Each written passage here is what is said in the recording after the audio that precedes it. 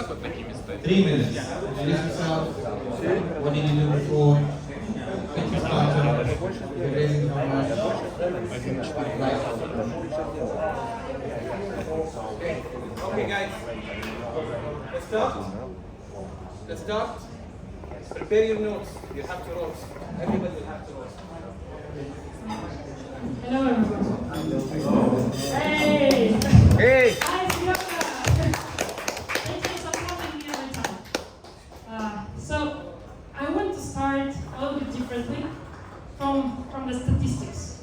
But before that, I want to introduce the startup that we do, and what the problem we are solving, and who am I actually coming here.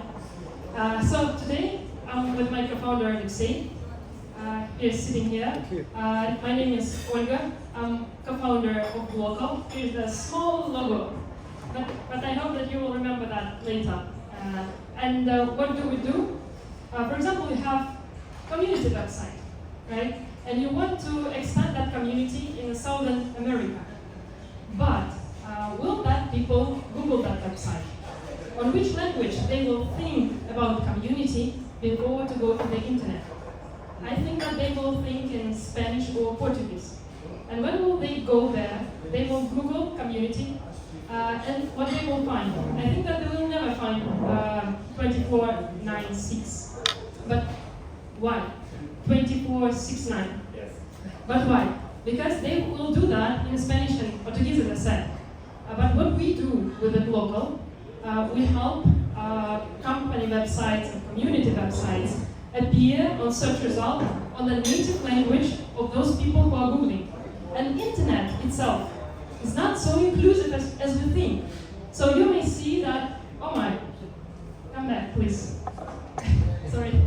As soon as you said C. Yeah, internet was upset, and that's why computer switched. So now it works. I will touch it periodically. Yeah. So, as we see, in the internet, 58% of the websites in English. But English speakers is only 1,500,000. So we may see that huge gap in the internet as people are not able to find the information. And they actually cut it from the fresh information. And let me explain one story. I will touch it, not to make it slip, sorry. In Russia, there is a Harvard Business Review magazine, like as everywhere in the internet, but in Russian. And it's old more 5 years than original one. So, but in Russia, people reading Harvard Business Review 5 years later. Not because they don't deserve this information, because in Russian it appeared later, they translated later. And that means that the progress to Russian speakers are later. I'm not saying about the websites in Kazakh language or about websites in Indonesian language. For sure, information goes there even further, even after somebody will decide to translate that information. And if person desire to learn something more, they have to learn English first, to get the freshest information and to be, up to date. So what do? We found that gap, that actually the most of the websites are not close to the reality.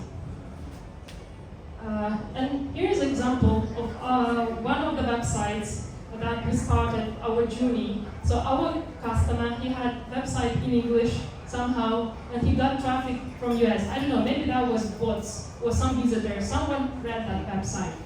And what we did, we created multiple versions of that website.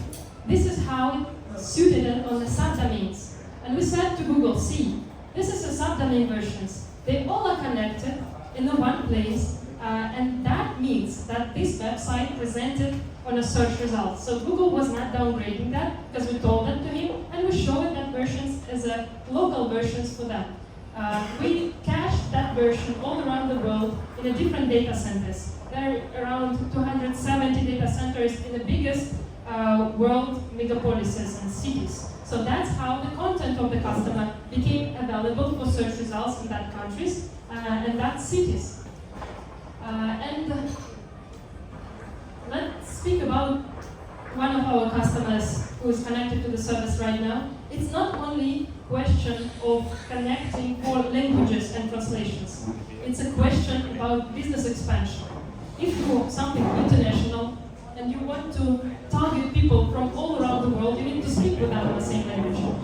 And Rustam is actually sitting here, and he was one of the adopters, first people who believed in our product, because he came to us and said, yo, Ola, there is 40 million people in Turkey who can be our users, but I cannot go to them, I cannot target them.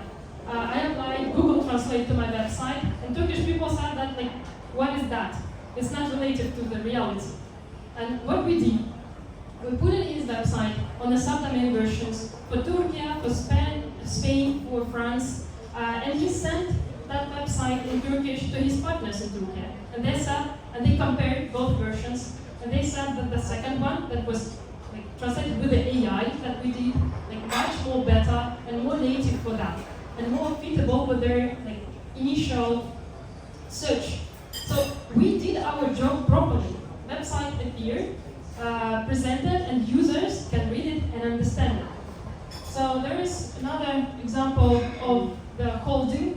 They want to sell their real estate stuff from all around the world. And that's why they're using our service as well, because they understand that if people go to find some, apartment in Montenegro, they will search in their native language first to find, for example, local agents. But why they need local agents? If they may go straight to the constructor. And with that approach, we believe that internet will be more inclusive, that more businesses will be able to connect to that service, and more businesses will be able to scale, but cheaper and easier. And we're pitching here not just because we want to offer something. We want to offer 50% discount, and you may pay that right now with a promo code 2469. Here's a correct, and it will cost you only $25 per month per one language version. It's like an exclusive package. We never did that before. Our current prices starts from $300 per month and start from 5 languages for the website. But we understand that we need to, for small enterprises and growing startups, we also should be inclusive. And we also should downgrade this entry point to start using that services. And that's why we really respect this community and want to offer this thing. And you just may start. It doesn't charge from scratch. There's free trial, and we will connect you, help you, maybe give some analytics to figure out from which languages for you is better to start. And we really believe that business can communicate with its customers as easy as it possible, and we want to help you with that. Thank you so much.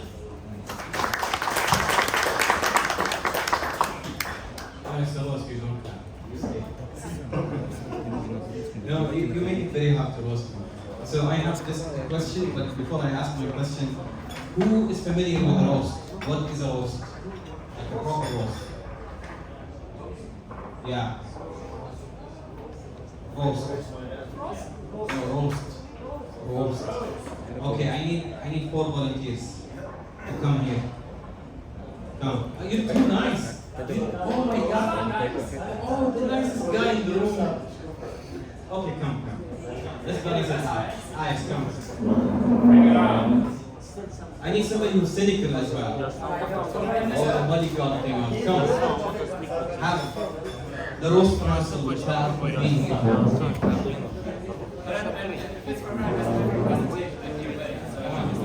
Come on.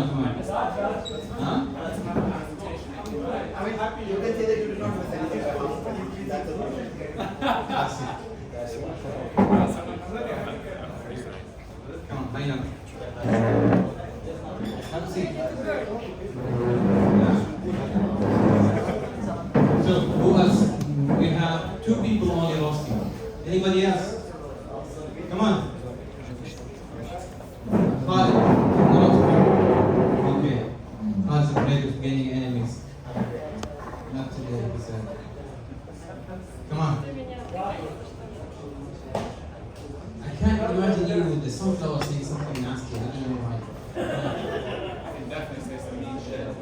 That's the spirit. Come on, grab a I'm not seat. as nice as I think I am. Okay, here you go. Anybody with toxicity negative energy, please join. No? Oh, guys, we should have gender balance. We should have gender Come balance on. roaster. Imagine you're a venture capitalist. We need some gender balanced roasters. So can we have some mean or snarky or sarcastic?